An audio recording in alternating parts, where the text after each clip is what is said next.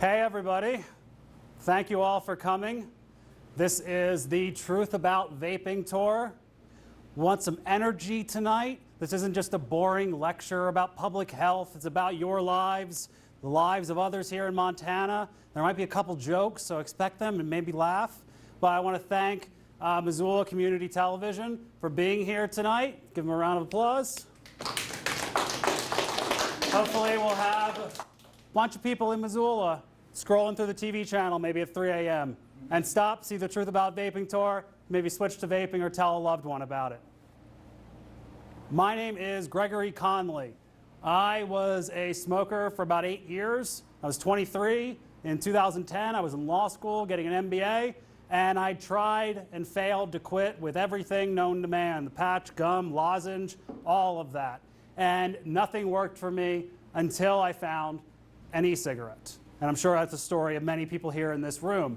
From there, I was the pro bono legislative director for CASA, the Consumer Advocates for Smoke-Free Alternatives Association. I hope you are all members, especially after this year's tax fight in Montana. And I'm now the president of the American Vaping Association. We advocate for policies that enable smokers to switch. We advocate for policies that allow small and medium-sized businesses to continue to operate, because it's those businesses, the vape shops, that are helping the most smokers quit here in 2017. And so, the problem, Montana, its smoking rate is a bit better than certain parts of the country, but it's still in the bottom half. We're now at about 19% of adults in Montana still smoking at least once during the past 30 days. And here you see Montana and Wyoming were kind of how the building structure behind the campaigns of marketing Marlboros back in the day, and still to this day, with that cowboy image, that rugged image, that you're an adult, you're free, you should smoke. And you even had Montana filter cigarettes at one point. I think they stopped making them before most people in this room were born, but there were, in fact, Montana cigarettes. So the numbers. We have 150,000 adult smokers in Montana. And about 34% of those smokers are on Medicaid. So the cost of smoking in Montana, about $440 million every year. And the toll on human life, 1,600 deaths per year due to smoking in this state alone. So here you see a graph, you see almost very steady numbers for the past couple years, but this is from the CDC. They don't really make the graph very good for presentation purposes, but the good news is that since we really saw e-cigarettes begin to take hold in the US, you've seen a 14% decline in adult smoking in Montana, and you've seen a 19% decline in daily smoking. So you have a lot of smokers who are realizing that continuing to smoke every single day, they may smoke when they're here at the Eagles Club having a drink, but not when they're at work every day. And so harm reduction, what can we learn from the public health experience with harm reduction? The term came about 1987. Actually, I don't want to age anyone in the room, the month I was born, February '87. And he said, Russell Newcomb, "It is my view, and increasingly the view of others who work with drug users or young people, that it is high time for harm reduction." And so you had AIDS that was killing people before we even understood what it was. And you had people that were catching HIV through intravenous drug use, or as we'll discuss, through unprotected sex.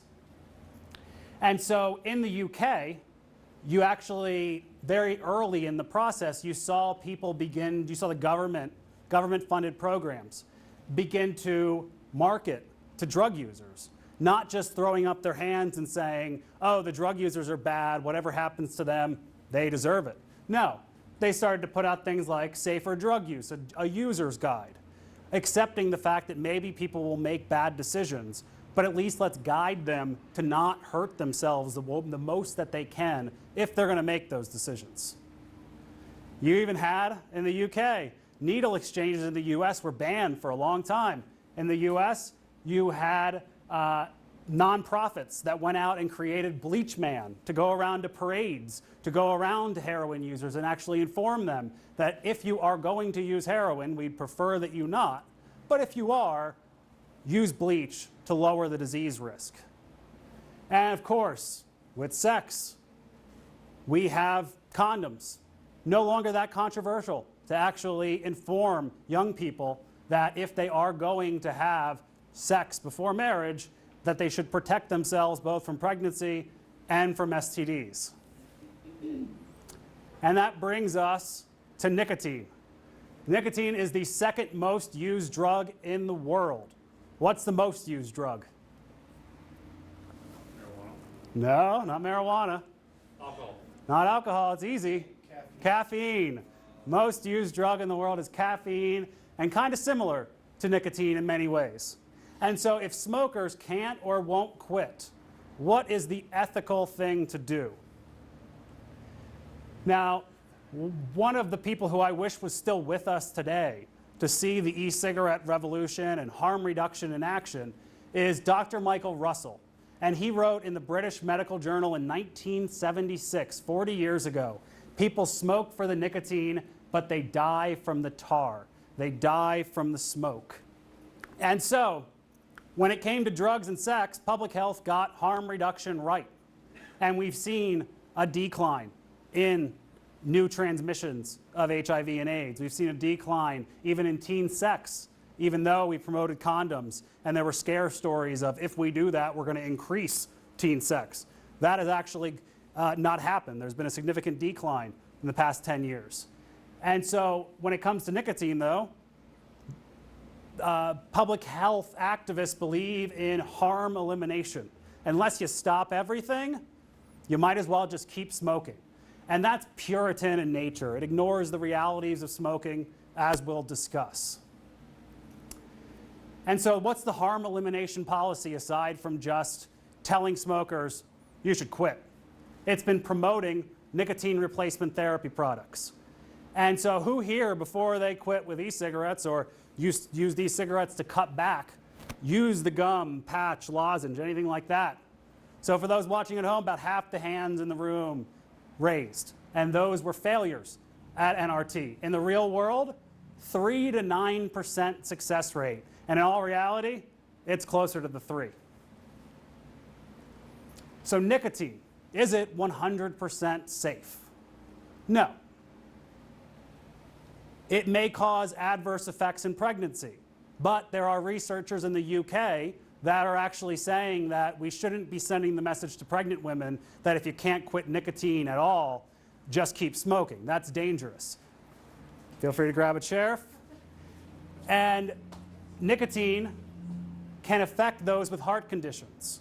For example, if you have a heart attack and you are a smoker or you're a snus user or an e-cigarette user, your best move is to quit nicotine altogether because there is some small increase in a risk of having a second heart attack. But when using smoke-free nicotine, there's no increased risk for that first heart attack. And the big thing is no contribution to lung disease, cancer, heart disease in long-term nicotine replacement therapy or snus users. And nicotine also has positive effects. Concentration lowers your body mass index. We find that when smokers quit cold turkey, they gain weight versus when they quit with something like snus. They gain significantly less weight over the next 6 months. And we have clinical trials that are going on now involving things like Parkinson's disease and Alzheimer's. There's more research to be done. You can't make any definitive statements, but there's some exciting things coming out in the future that may, again, change the perception of nicotine in the United States. And of course, when you're discussing nicotine, and this is something that we'll get into, and it's a common tactic of those against vaping and against harm reduction, you have to compare this to smoking, not no use at all. Because when you just compare it to nothing, everything in life is hazardous. Walking down the street is hazardous. Driving a car is hazardous. Going on a plane is more hazardous than just staying in your home. And of course, we don't live in a perfect world as much as we wish. That's where harm reduction comes into play. So the tobacco harm reduction proposition. Smokers obviously risk disease and premature death. Most smokers say that they want to stop. When you ask them in polls, about 75% say they wish they could quit or they want to quit. But even among some of those 75%, many don't try to quit. They're unable, they've given up, or unwilling.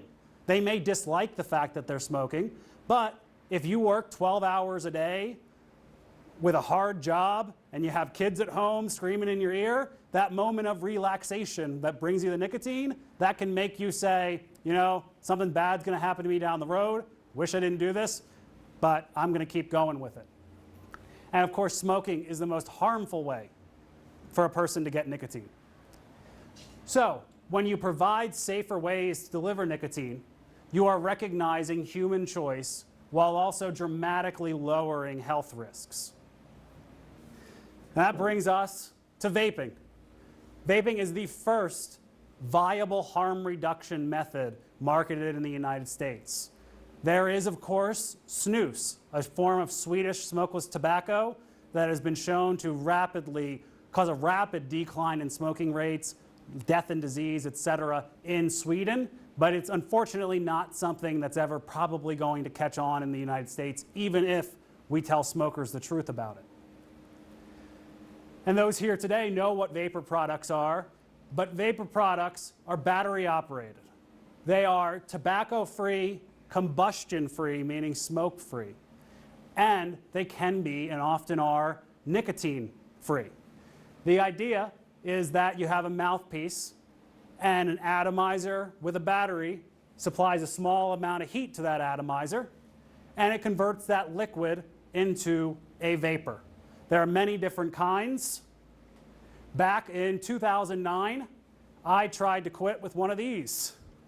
Failed spectacularly, was back to smoking in about 3 weeks. But thankfully, innovation in this market was driven by consumers. Consumers demanded more choices. Consumers started building their own devices, which led manufacturers to say, we need to keep up with this innovation or else we're going to be stuck in the past. And nowadays, everything has changed with mods. You now have smaller devices like the Juul or the Vuse Vibe that have more power than traditional cig-alikes, but they still are helpful to smokers looking to quit. And so 2009, shortly after e-cigarettes really came on the US market, you had the Food and Drug Administration coming out and saying, some people may mistakenly perceive these products to be safer alternatives to conventional tobacco use. AKA, before they'd even done a study on them, a real study, they were saying if you are a smoker, just keep smoking. You're no better off if you switch. So what was it that the FDA told the world in 2009? They said that e-cigarettes contain carcinogens, specifically tobacco-specific nitrosamines. E-cigarettes contain nicotine. That nicotine is derived from the tobacco plant, which does have natural carcinogens. So the nicotine gum, patch, lozenge, all of them have tiny trace levels of carcinogens. The coffee that you drank this morning, perhaps, has tiny trace levels of around 40 different carcinogens. So it's not the mere presence of carcinogens that matters, it is the level. And of course the FDA, because they were running more of a public relations campaign versus a true public health mission, they didn't disclose how low the levels were. It took other researchers to determine that. And what they found was that a cartridge back in the day for a cig-alike product contained around 8 nanograms of carcinogens. 6,000 nanograms for a Marlboro. That big of a difference. And now, just recently, we had a study come out estimating The cancer risk from e-cigarettes, about 1% that of smoking. And that's out of the UK from, I believe, Cancer Research UK, certainly not industry funded by any means. And then, of course, and this has continued to this day, false flavor claims. How many here today use flavors other than tobacco or menthol? For those at home, every single hand in this room of adults went up. So flavors, what we found is that when an adult wants to quit smoking, they don't want to be reminded of the taste of burning smoke. They want something that disconnects them from smoking. And so smokers who use tobacco flavors are actually less likely to report being smoke-free. They're more likely to be those people who smoke a couple cigarettes a day and vape when they get home.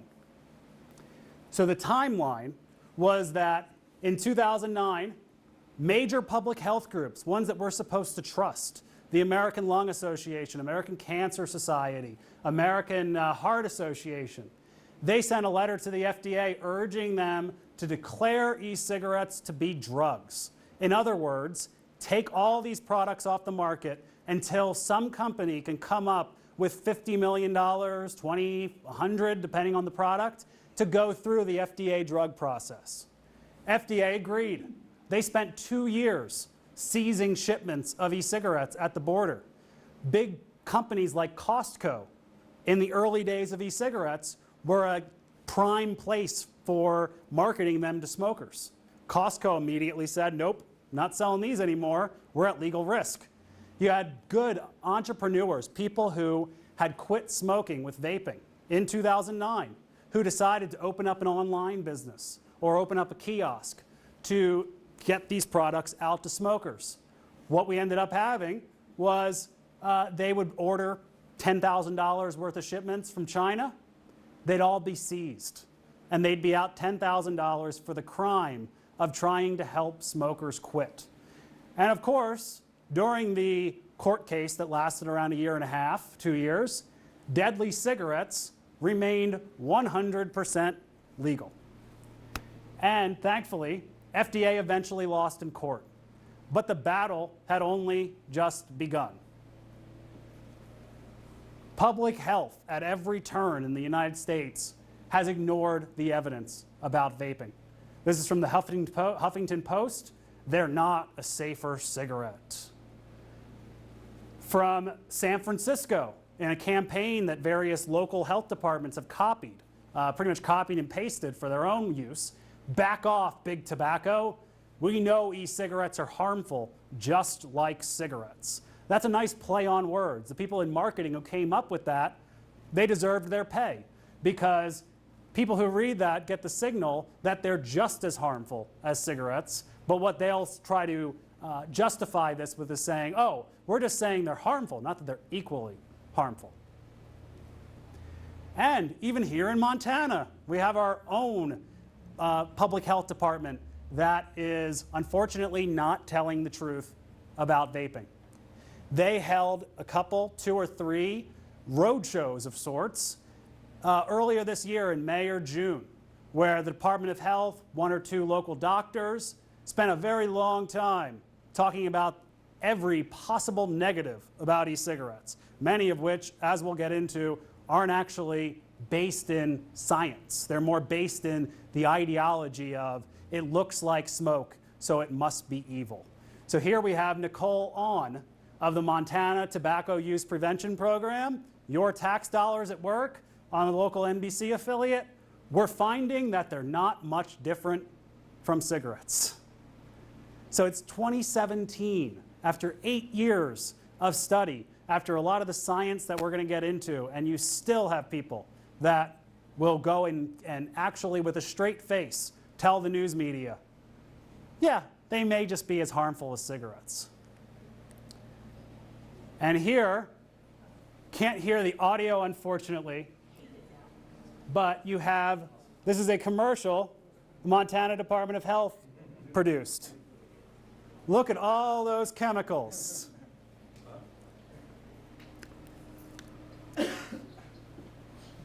And so this commercial, this is for the quit line.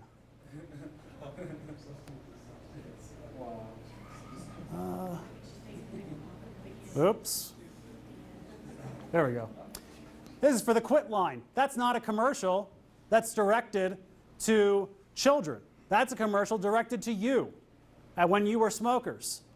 Carcinogens, lead, formaldehyde, cadmium, all these chemicals trying to scare smokers into instead using the quit line, costing more taxpayer dollars, and to use those nicotine replacement therapy products that we know don't work. And even worse, presumably your tax dollars went to produce this, at least to air it on TV, and they didn't even pick a Montana production company to make it. Ohio company, Three Dog Films, very proudly produced this ad. And so we're going to go through a couple of the claims in the video put out by the Montana Department of Health. First, addiction. One of the doctors that spoke at one of the community forums brought up how at the Montana Senate hearing about the e-cigarette tax, that there were advocates who said, oh, nicotine, when it's not with smoke, isn't addictive. And he ridiculed those people that said that, saying, oh, it's clear that all nicotine products are addictive.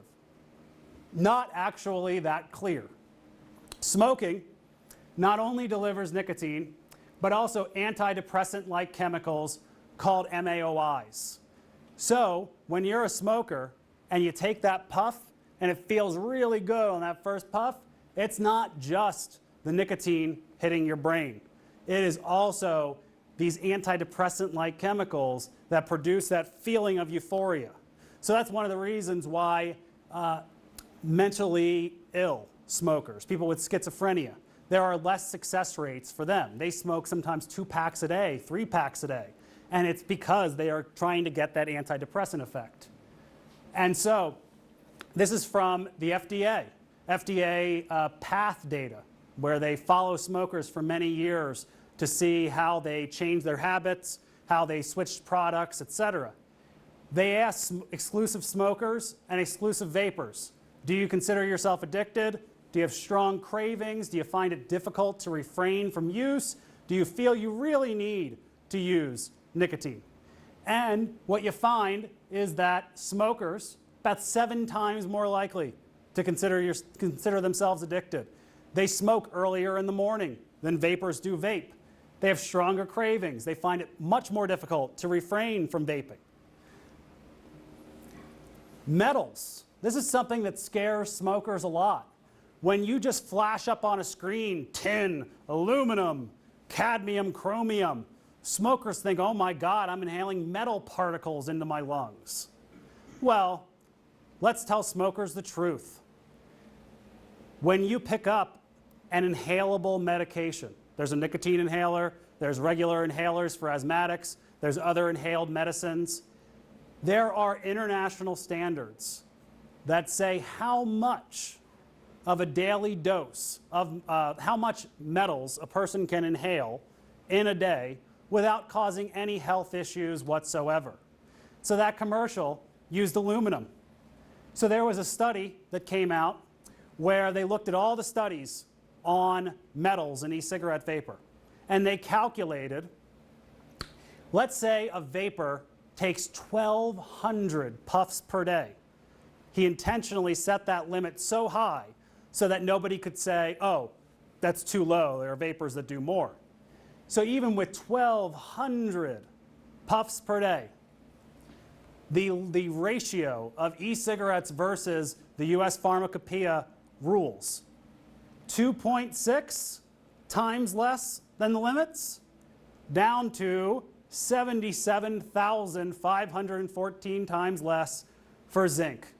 And aluminum, by the way, scary chemical that flashed up on the screen during that video, 800 times, over 800 times below.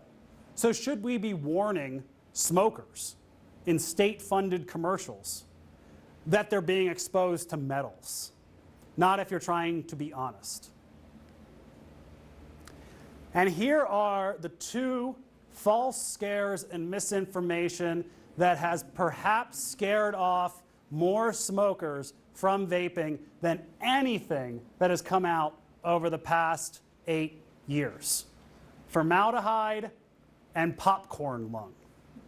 Formaldehyde came out in the New England Journal of Medicine. And what happened was they took a 3.7 volt old style, probably 2011 Clearamizer, top fill as I recall, and they set the wattage quite high. So when they had the wattage, when they had the system running as intended, formaldehyde was virtually non-existent. Probably the same amount that when you breathe, there's formaldehyde in your breath. But when they used their smoking machine and they turned up that wattage, lo and behold, they burnt the coil inside the e-cigarette. They burnt the cotton inside the e-cigarette. And so what happened was you get a dry puff. The vapors in the room will know what a dry puff is. When you burn cotton, you create this dry, acrid, nasty taste that no one in their right mind or even their wrong mind would use for more than 2 puffs before realizing something is terribly wrong. That's not just like inhaling a cigarette and having a cough because you're not used to it. No, this is a feeling of almost burning the inside of your mouth. And so what happened there, if they had had human subjects, the humans, upon the dry puff, would have immediately said, I don't care if you're paying me $100 to do this study or $500. I can't keep going with this. I'm going to get sick. But the smoking machine, the robot just keeps puffing, puffing, puffing, and puffing. And sadly, at the time, I was probably in the most news stories responding to the formaldehyde scare. I got buried usually at the bottom of the article with one line saying this study needs to be looked at and it likely resulted from the dry hits. But by and large, the problem is people don't read down to the bottom of the article.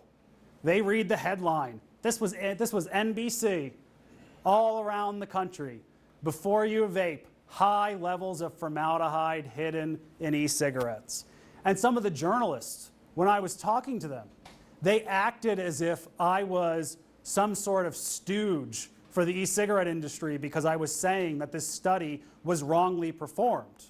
Lo and behold, now, about 3 years later, it's now pretty much accepted within the research community that studies e-cigarettes that you need to be careful not to create dry puffs. You need to actually have human participants try the product for the number of seconds, the puff duration, the puff, the amount, the hardness of your puff.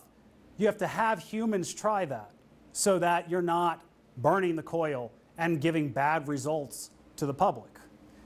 And again, acetone, another chemical that was listed in that commercial, acetone also created when you burn the cotton, when you burn the coil. It's not there in any amount that actually causes any level of human concern when you are vaping normally. And then there was about a year and a half, maybe less, after the formaldehyde scare. It had died down. Some smokers were realizing, oh, maybe that was exaggerated. Maybe I should try this product. Bam! Oh, messed up that popcorn lung. Diacetyl. Those of you who work at or own vape shops, you probably have those customers that come in and say, I've been thinking about trying this. I really want to quit, but is that going to give me popcorn lung?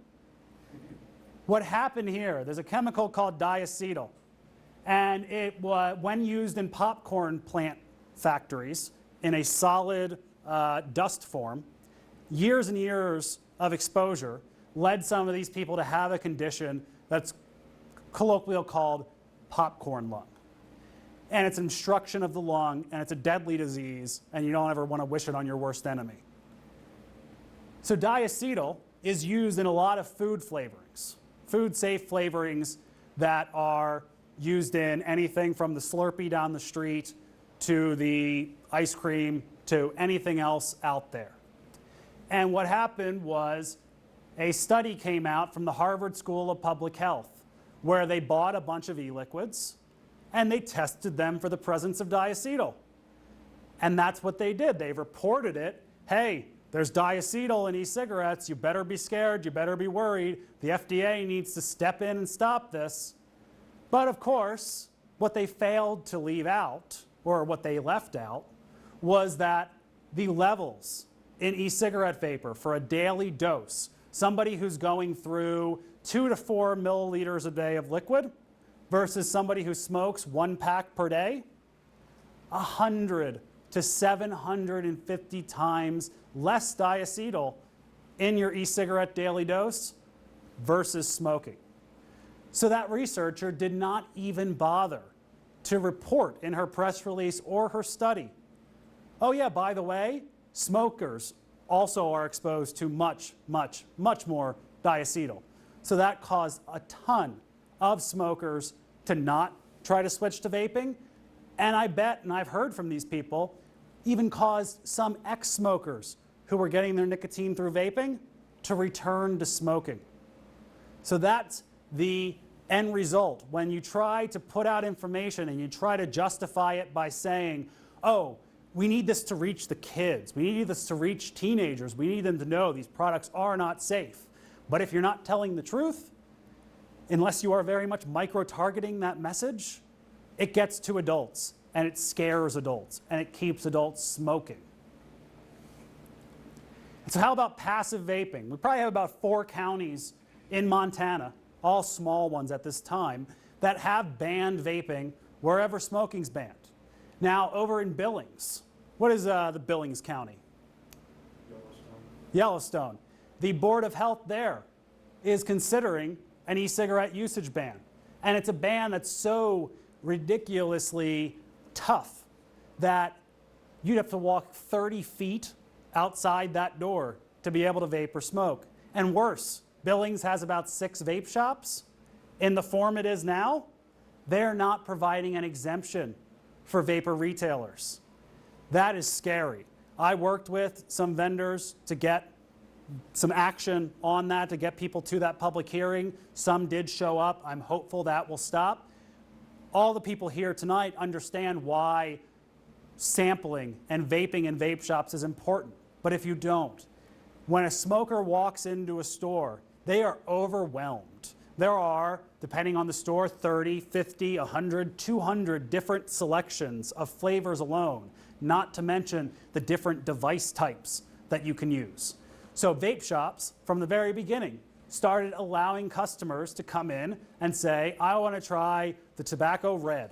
I want to try the RY4. Oh, maybe I'll try blueberry too.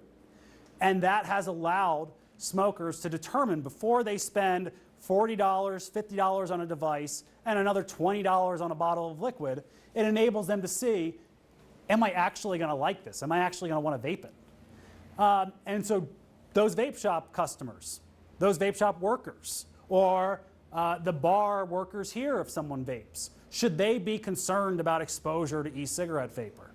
The answer is no. Smoke.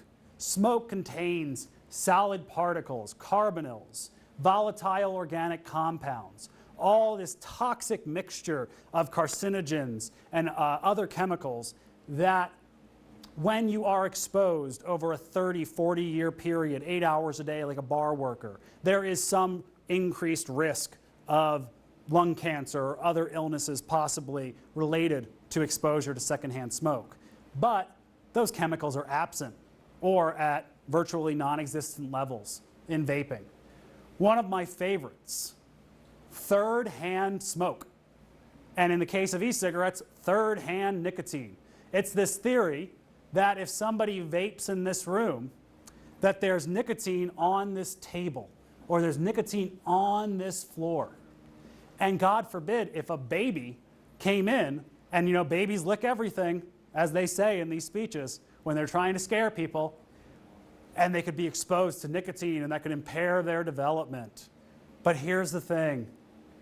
A baby would need to lick 30 square meters to ingest 1 milligram of nicotine. And that is far from a dose that actually causes harm even in an infant. 30 square meters. If an infant is able to lick 30 square meters of a window or a floor without a parent putting a stop to it, there are bigger problems afoot than just the nicotine in the home.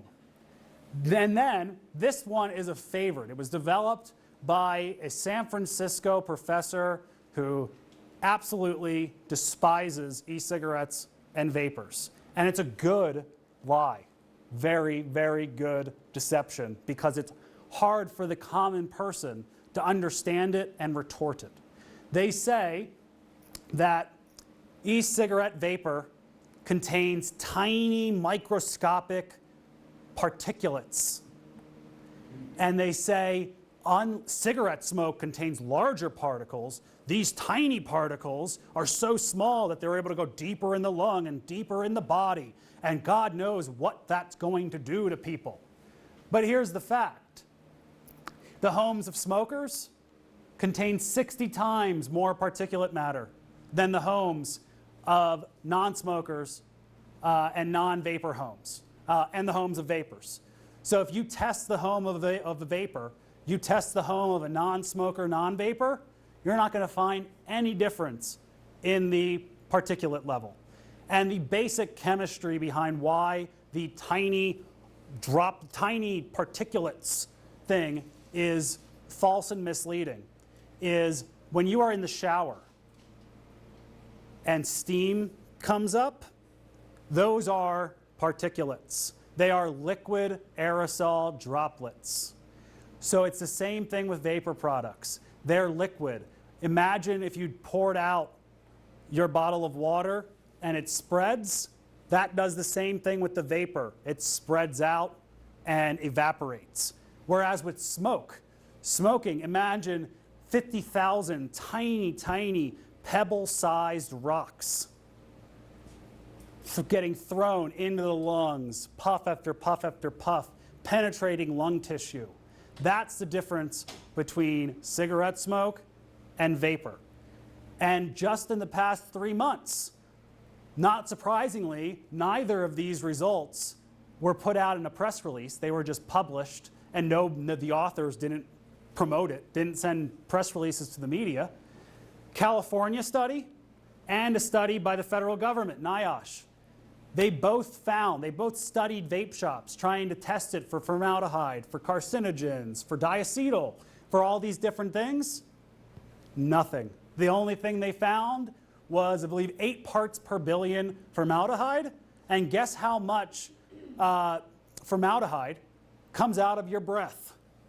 About 8 parts per billion. So they found nothing.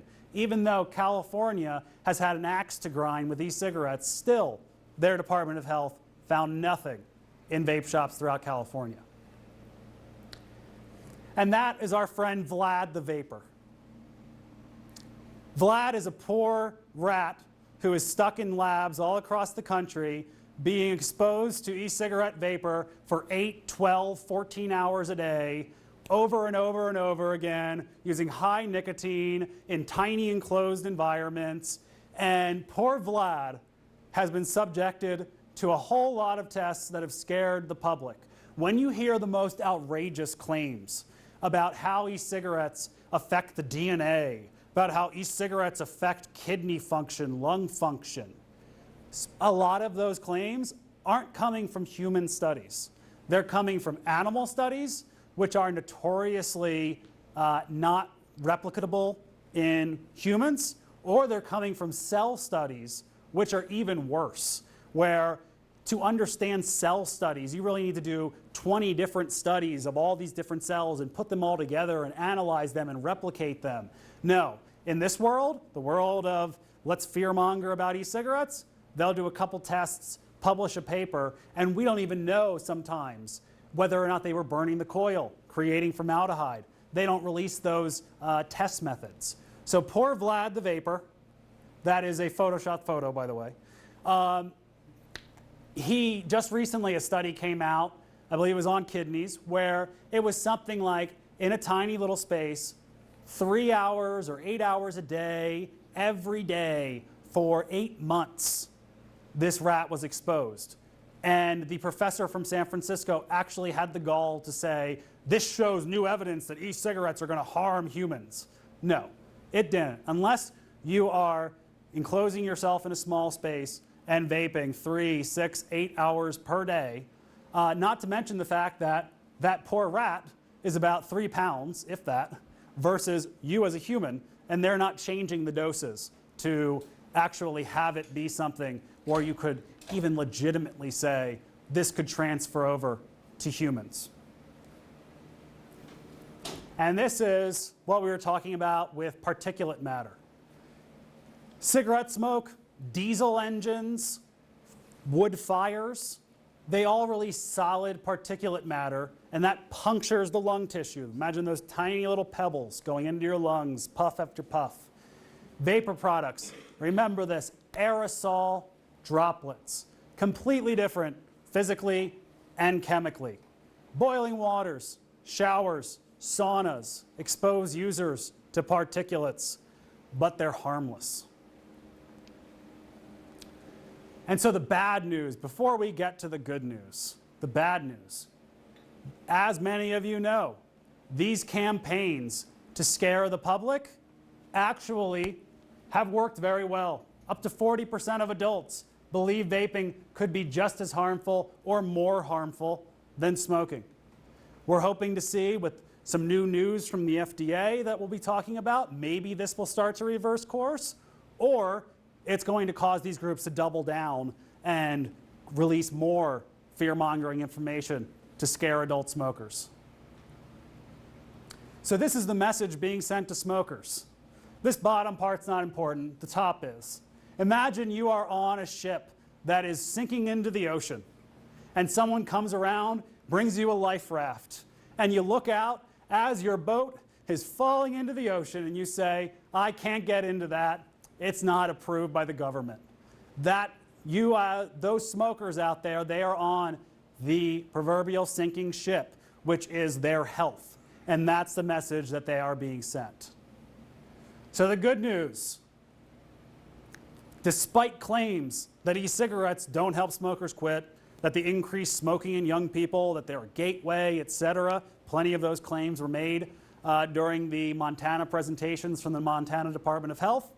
Adult smoking and youth smoking is plummeting and continues to plummet.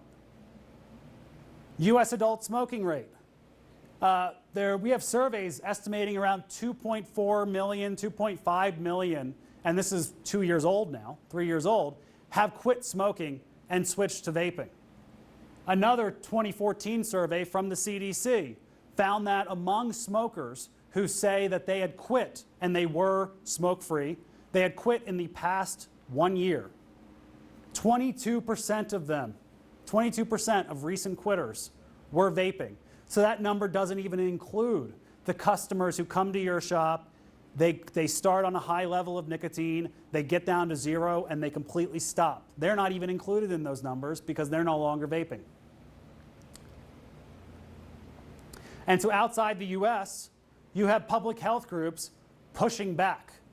You have the Royal College of Physicians and Public Health England putting out these great statements saying, and not just statements, they are huge booklet-sized reports from respected scientists saying vaping, all the evidence shows it is at least 95% safer than smoking, and that is a conservative estimate, leaving room for new science. And this is from the Royal College of Physicians. If we get smokers to substitute their smoking with e-cigarettes or other smoke-free nicotine products, that has the potential to prevent almost all the harm from smoking and nicotine use and tobacco use in society. And so the UK has seen an even greater success with vaping versus the US. You have government-funded stop smoking services that are putting up ads, as seen here. This is a bus ad that was seen in various parts of England asking, is it time to switch? They cite the Royal College of Physicians, 95% safer. And they say if you want to learn about e-cigarettes Call us. We'll direct you to a good shop. We'll tell you about how you can use the gum, patch, or lozenge in combination with e-cigarettes. That's a responsible public health message. And so what about the youth? The presentations that were done by the Montana Department of Health largely concentrated on youth and portraying this as a public health epidemic. They were citing figures from 2015 with about 30% of Montana high school students having used an e-cigarette in the past month. That number's now for Montana down to 23%. I would expect in next year's survey that number will decline further. This is the United States as a whole. Numbers up to 2016. This is all tobacco use, including e-cigarettes. We're seeing that fall. We're seeing any kind of combustible product. That's falling rapidly. Record low cigarette use, a decline in e-cigarette use. And then all these other products, hookah, smokeless, pipe tobacco, all declining despite 2 years ago, all of these scaremongering stories saying we are addicting a new generation of smokers and we need to do something.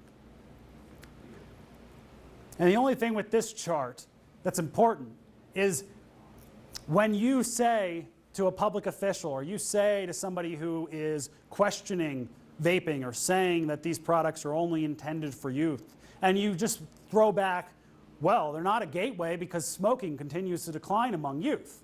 They'll say, oh, well, smoking's been declining for 40 years. What's the big deal? That's nothing to cheer about. Well, the rate of decline of smoking post-2010 for youth, 4 times greater than that from 1975 to 2010. 4 times greater the decline is than back even when there were many more anti-smoking campaigns directed at teens.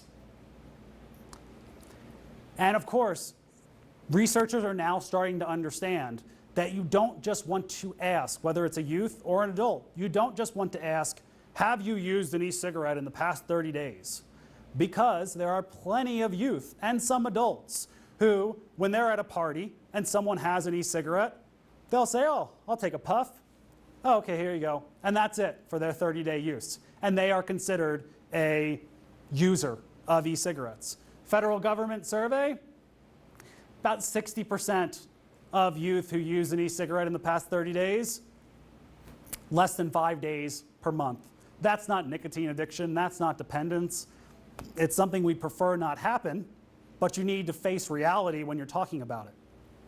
And even better, CDC 2015 data, huge amount of teens that are vaping over the past 30 days aren't even using nicotine. So what kind of a gateway, what kind of an addiction can there be when most of the teens aren't even using nicotine? And real quick, this is the difference. It's important to analyze these numbers rather than just look at them on their face. When you compare never smokers to people who are already regular established smokers, when you are at 1 to 2 days a month, you've got 3.9% of never smokers using it.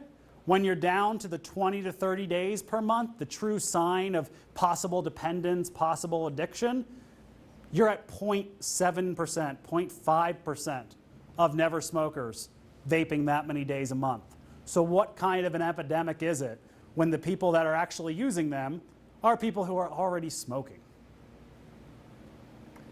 So FDA regulation. The good news is that we have some changes that have been made in recent months that will allow Montana's vape shops to stay open until 2022. The bad news is that 2022 will be here before you know it, and if the FDA does not act, all these shops, all this progress could be eliminated. So very quickly, in 2009, President Barack Obama signed the Tobacco Control Act, the Family Smoking Prevention and Health and Tobacco Control Act. And this was a 10-year effort by Philip Morris, the cigarette company. They teamed up with the major public health groups, and they came up with a regulatory system for tobacco that would keep and protect the established brands, the Marlboros, the Camels, etc., but stop new competitors from entering the market. It was a brilliant plan by Philip Morris, which is now Altria. And even a Republican, Senator Mike Enzi, he saw through this. He called it the Marlboro Protection Act. But unfortunately, many Republicans listened to Altria. Democrats, meanwhile, listened to tobacco control, and they had enough votes to shove this through. So 2014, we saw the FDA release their regulation. And May 2016, the final regulation was put out to the public. And here, when the deeming regulation came out, I was on Texas Public Radio. And right before they brought me on, they played a clip of the woman, the interviewer, talking to someone from the FDA, Jerry Voss. And she actually said, it's important to remember that we're talking about products that kill people. So it wasn't enough that they put out a regulation that, as we'll discuss, will destroy the market. But they also had to go out and scare smokers that were listening to Texas Public Radio. And so, in short, the problem with the FDA regulation is that cigarettes, Marlboros and Camels, they are forever grandfathered. The FDA can never ban Marlboro cigarettes or Camel cigarettes. But with e-cigarettes, and the reason why Marlboros can't be taken off the market is because of this date, February 15th, 2007, the predicate date. And because it was on the market then, forever protected. Back in 2007, there were no e-cigarettes on the US market. Maybe one product was being sold and it's junk. No one in 2017 would actually want to use it. And so what we have is that before what we're about to discuss occurred, the end result was going to be August 8, 2018, over 99% of vapor products being banned. And then, again, both those are photoshopped, but President Trump was elected.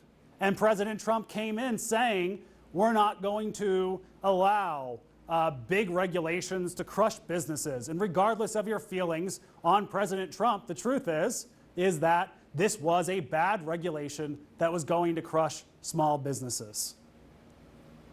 So we had a new FDA commissioner, Scott Gottlieb. Scott Gottlieb came in and he made a big announcement just about a month ago. He delayed that ban on all these e-cigarettes if you can't come up with millions and millions of dollars until 2022. He also brought out this idea of we are going to explore mandating reduction of nicotine in cigarettes. That is a big potential issue, big potential black market issue, smokers overcompensating, smoking more cigarettes. But regardless, very happy to have the delay. But if you don't do more than just delay, if you don't reform that PMTA process, that pre-market review process that the FDA will require in 2022, all you're doing is delaying prohibition. So we are hopeful that Scott Gottlieb will be able to reform the FDA from within, and we think he is likely the right person for that job. And we also need more science on flavors because he is under intense pressure to put out some kind of regulation dealing with flavors. All the people in this room know how important flavors are to disconnecting yourself from smoke. I quit with watermelon in 2010 after failing with tobacco in 2009. And so it's possible he might go down the route of perhaps trying to regulate marketing, regulate the labels versus regulating what a flavor can be, what kind of chemical, what kind of flavorant you can use in a product. We will see. But that's an open question that just shows that even though we won this reprieve, even though we have until 2022, your work in terms of reaching out to your elected officials and continuing to tell your stories, that's not over. And this is Clive Bates, about to wrap up, the former head of the UK's largest anti-smoking group, saying that it would be appalling if regulators took such heavy actions against e-cigarettes that you actually had cigarettes with a competitive advantage over e-cigarettes. And who benefits from bad regulations? Altria, the makers of Marlboro, R.J. Reynolds, the makers of Camel, Pfizer and GSK, the makers of the gum patch and lozenge, and Philip Morris International, which sells Marlboro all over the world and will be selling products in the US again soon. So has FDA regulation hurt the tobacco industry? That was what it was sold as. We're going to put the fight to big tobacco. We're going to ensure that they can't do the things that they've done. Well, Tobacco Control Act signed in 2009. This is back to my last year, about a year ago. Altria's stock hit a 6-7 year high, possibly the highest it had ever been.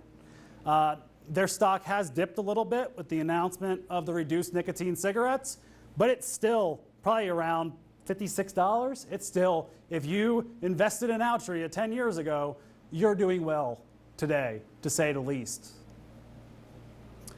So again, we need to change that February 15, 2007 date. Going to discuss how you can help with that. We have a bill, H.R. 1136, that has 85 co-sponsors in the House. We need to reform the FDA. We need Scott Gottlieb to take actions to make sure that all these products are not banned in 2022. And most importantly, it's time to tell the truth. The FDA, the CDC, the Montana Department of Public Health, they have an ethical and moral obligation to tell the truth. And thus far, with the exception of what Scott Gottlieb did 1 month ago, they have failed in that mission. And fortunately for us, or fortunately for people overseas, the UK, Europe, New Zealand, even Canada, they're not waiting for the US to act, to come around. They are acting on their own. So 2 things I believe in closing. You, as vapers, don't just support these. Don't just support vaping. Support heat not burn products when they come to market.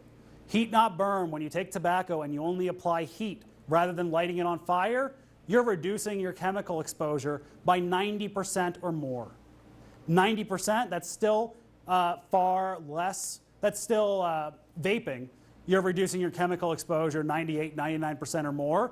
It's not as good. 90% is not as good, but it is still progress. So don't try to fear and demonize people who can't quit with vaping but decide to use something from one of these categories.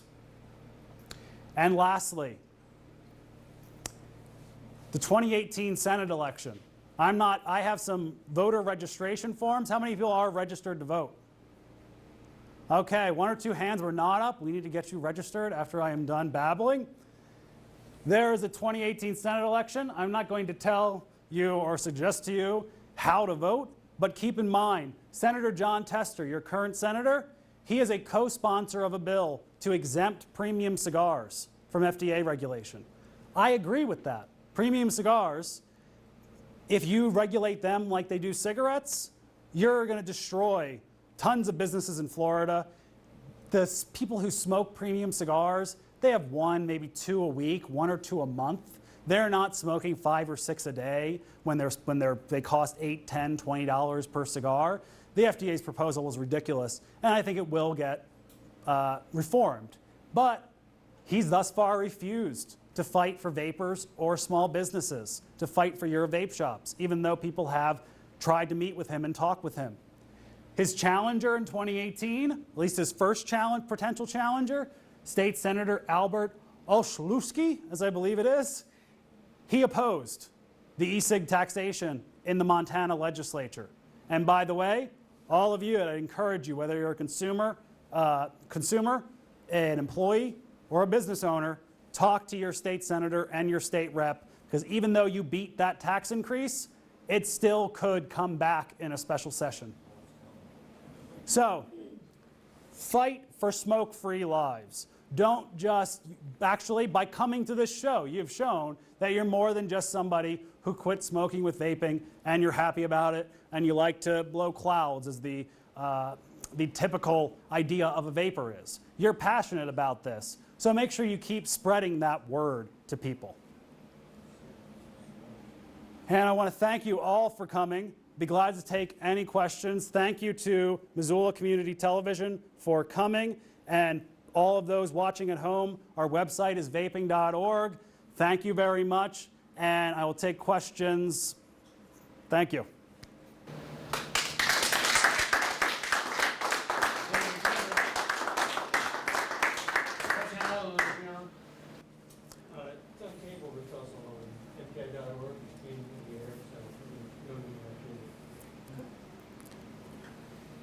Any questions? I know it is late. I think you covered it, bro. I want to thank you all for coming. This is our first show in Montana. We're doing 4 more this week. I managed to successfully schedule this show for the day of the eclipse, which caused a couple people not to be here. Then I managed to schedule Saturday's show for the time that the Mayweather-McGregor pay-per-view starts, possibly the biggest pay-per-view of all time. I managed to schedule the same time as my billing speech. Thankfully, it will be over before the actual fight begins, so I'm trying to get that word out. And then we're going to do Rapid City, South Dakota. I'm going to head home for a while. I think we're going to do this in more states, more cities, get more media, get more local newspapers, get more meetings with local elected officials. But I'm only one person. We're only one organization. Here in Montana, we need all of you to be foot soldiers on the ground. So again, closing, vaping.org. Feel free to contact us. Thank you.